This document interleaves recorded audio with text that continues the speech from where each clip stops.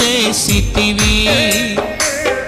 చేప కడుపులో ఆశ్చర్యముగా యోనాను ఉంచితివి.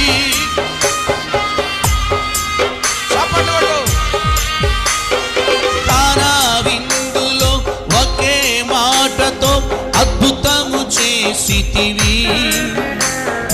చేప కడుపులో ఆశ్చర్యముగా యోనాను ఉంచితివి. అవి కంటికి కనబడవు, హృదయానికి అంతు చిక్కవు. అవి కంటికి కనబడవు, హృదయానికి అంతు చిక్కవు.